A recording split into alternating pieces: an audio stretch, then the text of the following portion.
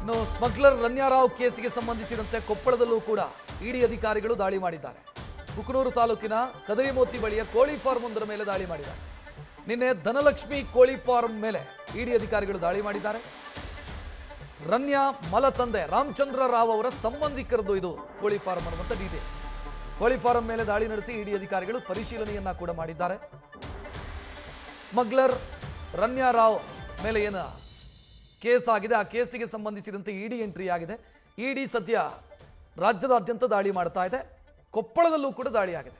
ಕಾರಣ ಏನು ಅಂತಂದ್ರೆ ರಾಮಚಂದ್ರ ರಾವ್, ಡಿಜಿಪಿ ರಾಮಚಂದ್ರ ರಾವ್, ರನ್ಯಾ ರಾವ್ ಅವರ ಮಲತಂದೆ ಅವರ ಸಂಬಂಧಿಕರಿಗೆ ಸೇರಿದಂತ ಕೋಳಿ ಫಾರ್ಮ್ ಅಂತ ಇದು, ಅದರ ಮೇಲೂ ಕೂಡ ದಾಳಿಯಾಗಿದೆ.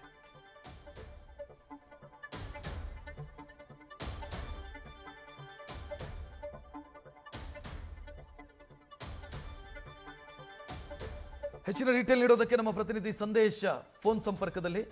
ಸಂದೇಶ್, ಈಗ ಕೊಪ್ಪಳ ಕನೆಕ್ಷನ್ ಹೆಂಗೆ ರನ್ಯಾ ರಾವಿಗೂ ಕೊಪ್ಪಳಕ್ಕೂ?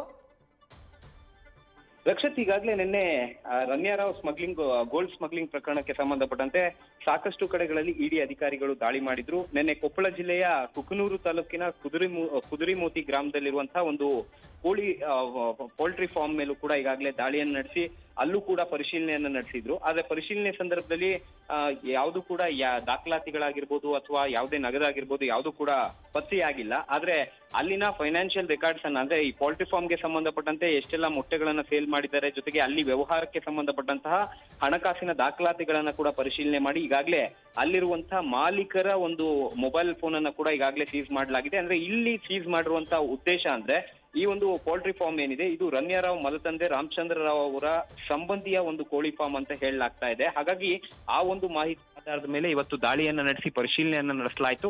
ಅಂದ್ರೆ ನಿನ್ನೆ ಪರಿಶೀಲನೆಯನ್ನ ನಡೆಸಲಾಯಿತು. ಪರಿಶೀಲನೆ ಬಳಿಕ ಅಲ್ಲಿ ಯಾವುದೇ ರೀತಿಯ ದಾಖಲೆಗಳು ಲಭ್ಯವಾಗಿಲ್ಲ. ಆದ್ರೆ ಅಲ್ಲಿ ಇರುವಂತಹ ಹಣಕಾಸಿನ ದಾಖಲಾತಿಗಳು, ಅಂದ್ರೆ ಈ ಹಣದ ವಹಿವಾಟಿನ ದಾಖಲಾತಿಗಳೇನಿದೆ ಅದಕ್ಕೆ ಸಂಬಂಧಪಟ್ಟಂತೆ ಮಾಹಿತಿಯನ್ನ ಕೇಳಿ ಅಲ್ಲಿನ ಆ ಒಂದು ಫಾರ್ಮ್ ಹೌಸ್ ನ ಮಾಲೀಕರು ರಾಮಚಂದ್ರ ರಾವ್ ಅವರ ಸಂಬಂಧಿಯ ಒಂದು ಮೊಬೈಲ್ ಅನ್ನ ಈಗಾಗಲೇ ಸೀಸ್ ಮಾಡಿ ಅದನ್ನ ವಶಕ್ಕೆ ಪಡೆದು ಇಡಿ ಅಧಿಕಾರಿಗಳು ತೆಗೆದುಕೊಂಡು ಹೋಗಿದ್ದಾರೆ. ರಕ್ಷತ್, ನ್ಯೂಸ್ ಫಸ್ಟ್ ನಿರ್ಭೀತಿಯಿಂದ ನಿಮ್ಮ ಪರವಾಗಿ.